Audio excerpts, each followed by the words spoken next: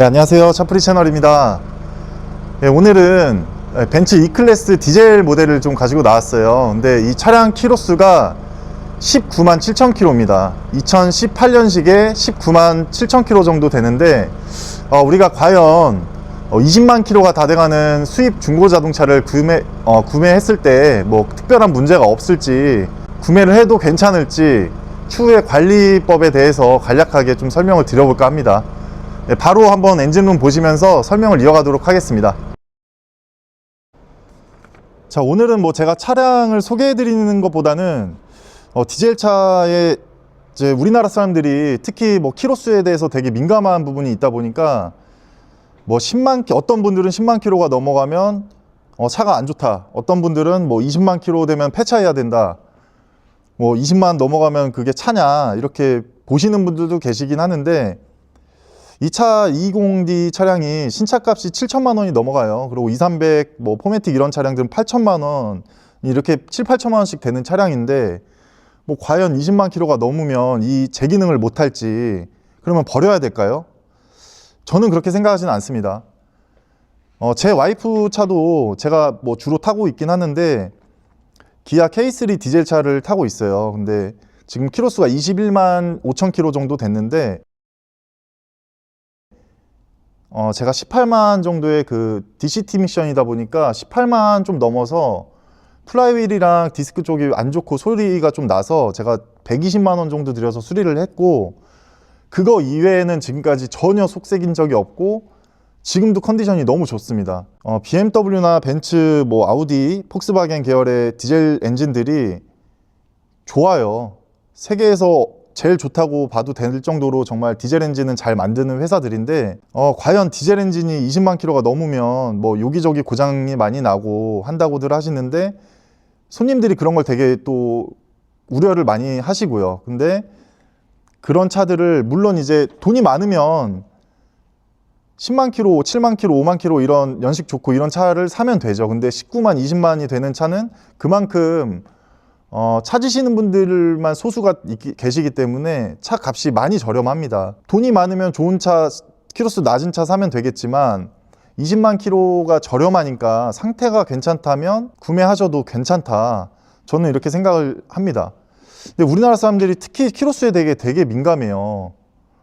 근데 해당 차량 같은 경우에는 18년식인데요 고속도로 주행 위주로 하셨고, 일단 가장 중요한 거는 운행 습관에 따라서 자동차의 컨디션이 많이 달라지거든요. 근데 이제 고속도로 주행을 많이 하셨던 차량은 그만큼 뭐 엔진이나 미션에 무리가 들어가기 때문에 상태가 좋고, 가장 중요한 거는 이제 누유나 누수가 있냐, 얼마나 진행이 됐냐, 그 부분이 가장 이슈가 될 것 같은데요. 일단 이 차량 같은 경우에는 제가 검수를 다 했을 때 전혀 누유 같은 건 없었어요. 제 K3도 마찬가지인데 16년식인데 전혀 누유가 없어요. 둘 중에 하나거든요. 누유가 없는 건 뽑기가 잘 돼서 지금까지 누유가 발생이 안 됐다든지, 아니면 어떤 그 정비 점검을 해가면서 타실 때 조금이라도 뭔가 문제가 가스켓에서 비친다, 이런 거를 큰돈 발생이 되기 전에 조금씩 미연에 수리를 해 두신 거예요. 그렇게 됐기 때문에 지금 아직 시동은 꺼놨는데 제가 시동도 켜서 보여드릴 거예요. 근데 엔진에 이음도 없고 너무 필링이 부드럽고 출력도 잘 나오고, 시세 대비 몇백에서 혹은 뭐 돈 천만 원씩 싸다 이러면은 또 이런 차들을 또 찾으시는 분들이 계시거든요. 그래서 저는 제가 다른 영상에도 말씀드렸지만 저 같은 경우에는 사고가 좀 하나라도 교환이 되어 있는 차를 좀 좋아하지 않는 편이에요. 근데 키로수는 반대로 좀 많이 타도 관리만 잘 돼 있으면 괜찮다고 생각을 하는 사람이거든요. 이 차 같은 경우에는 지금 20만이 다 돼가는 E클래스지만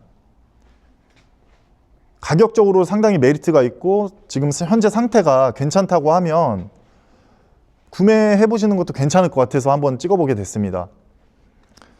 그래서 일단 우리가 소모품 같은 경우에 먼저 이제 보시면 겉벨트를 이제 교환을 하시는 게 주기가 보통 뭐 짧게는 한 5만 정도에서 길게는 한 7, 8만 정도 주기를 잡게 되고, 이제 겉벨트 교환만 하셨을 때는 보통 한 20만 원 전후의 교체 비용이 나오고요. 겉벨트는 이제 뭐 엔진에 뭐 에어컨 이라든지 뭐 워터펌프나 이런 각종 장비들이 달리게 되는데 그거를 엔진 회전이랑 같이 구동을 시켜주는 벨트를 겉벨트라고 합니다. 그래서 그런 밖에 보이는 벨트를 교환해 주신 비용이 20만 정도, 7만 킬로에 교환을 해주시고 20만 원 정도가 나오고, 국산차보다는 한 2배 정도가 비싸긴 하지만 뭐 애프터마켓이나 OEM 제품들이 뭐 벤츠나 BM이나 아우디 같은 경우에는 너무 많이 나와 있기 때문에 그렇게 유지하시는데 부담될 정도의 금액은 아니다, 이렇게 생각이 들고요.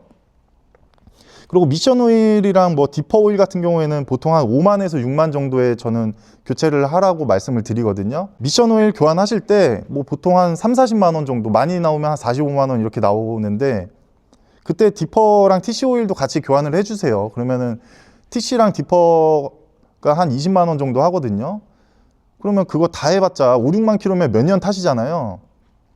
국산차는 물론 뭐 10만 원, 20만 원이면 교환을 하지만 어쨌든 수입차는 뭐 미션 오일 한 3, 40만 원, 그리고 후륜구동이니까 디퍼 오일까지 교환을 하시게 되면 한 추가 한 20만 원 정도가 들어가는 거고, 일단 그렇습니다. 그리고 뭐 엔진 미션 마운트, 특히 디젤차 같은 경우에는 이게 그 압축 착화 방식이기 때문에 진동이 어쩔 수 없이 나오죠. 진동이 많이 발생이 되는데 그만큼 엔진 마운트가 글쎄 보통 이제 한 10만 전후, 뭐 짧게는 한 7만, 8만에서 길게 많이 타시면 한 14, 5만까지도 괜찮은 경우도 있긴 해요. 근데 보통 한 10만 전후에서 엔진 미션 마운트를 교환을 하시게 되고, 지금 어쨌든 현재 상태는 진동 하나도 없어요. 19만이면은 적어도 한 번은 교환을 해놨을 수밖에 없겠죠. 뭐 소모품은 웬만한 건 다 교환이 돼 있는 상태입니다. 키로수가 있기 때문에 지금까지 이런 벨트류랑 뭐 케미컬류나 이런 것들을 한 번도 교환을 안 했을 수가 없어요. 그래서 무조건 키로수가 많으니까 뭐 진짜 똥차다 버려라, 뭐 그딴 차를 파냐, 이렇게들 보시지 마시고, 현재 상태가 괜찮다면 값이 저렴하니까 사시는 것도 저는 괜찮다고 보여집니다. 그 다음에 이제 디젤차 하면은 뭐 요즘도 디젤차를 사는 사람이 있냐, 이렇게 뭐 말씀들 하시는 분도 계시는데, 지금 그럼 제가 반대로 한번 여쭤볼게요. 벤츠랑 BM이랑 뭐 아우디 같은 진짜 인류 기업에서 디젤차를 아직도 새 차로 생산을 하고 있어요. 그럼 얘네가 미쳤다고 지금 디젤차를 생산을 하고 있을까요? 제 생각에는 디젤차는 없어질 수가 없습니다. 뭐 물론 하이브리드가 뭐 대세고 뭐 가솔린 엔진이 뭐 관리하기 편하고 이런 부분이 있다고들 말씀을 하시는데, 디젤 엔진이 없어질 수는 없어요. 뭐 나중에 몇십 년 지나서 뭐 전기차가 도로를 지배하는 날이 오게 되면 뭐 디젤이 없어질 수는 있겠지만, 어쨌든 지금도 새 차로, 신차로 디젤이 나오고 있는 상황이고, 디젤 엔진은 없어지진 않습니다. 분명히 디젤 엔진과 휘발유 차량과의 장단점이 있기 때문에 그거는 사람 성향에 따라, 주행 습관에 따라 다른 거죠.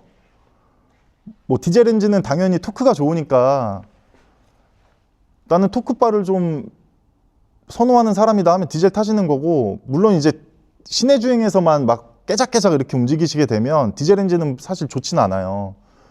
키로수가 좀 한 1년에 적어도 한 2만 이상 타신다, 그리고 연비 좋은 걸 원한다, 그리고 토크감 있는 차가 좋다, 그런 분들은 디젤을 사시는 거거든요. 저도 디젤차 좋아해요. 아무튼 그렇다 말씀드리고 싶고, 그리고 가장 이제 뭐 DPF나 뭐 EGR 쿨러라든지 뭐 흡기 클리닝 뭐 이런 부분에서 이제 말씀들이 많으신데, 제가 그냥 하나 딱 말씀드릴게요. 제가 지금까지 중고차 장사를 하면서 생각이 든 거는, 흡기 클리닝과 인젝터 클리닝을 뭐 어떤 분들은 5만 뭐 10만마다 해줘야 된다, 뭐 흡기 클리닝 무조건 해줘야 된다 하시는데 아닙니다.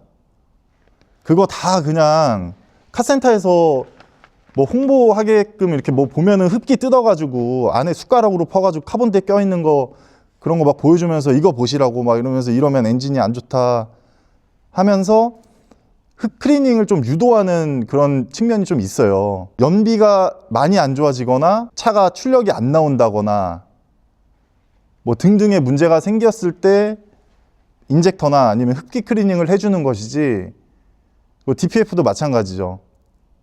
이렇게 고속주행을 좀 주기적으로 해주시거나 뭐 고RPM으로 좀 이렇게 DPF를 태운다거나 이렇게 가끔씩만 관리를 해주시면 되는 거지, 그거를 뭐 무조건 뜯어가지고 몇십만 원씩 들여가지고 클리닝을 해 주셔야 된다, 이건 아닙니다. 그건 제가 확실하게 아니라고 말씀드릴 수 있을 것 같고요. 증상이 어느 정도 나오면 그때 클리닝을 해 주시면 된다. 제가 아무튼 여기까지만 좀 설명을 드리도록 하겠습니다. 자, 이렇게 실내로 왔는데요. 키로수가 19만 7,500km 정도 되죠. 시동을 한번 걸어 보겠습니다. 카드가 없습니다. 카드를 넣어주세요. 네, 지금 냉간 시동이죠. 너무 좋아요, 차. 19만 7천인데 거짓말 안 하고 5만 킬로랑 뭐가 다른지 전혀 모르겠습니다. 해당 차량은 뭐 HUD랑 이런 옵션도 다 들어가 있네요.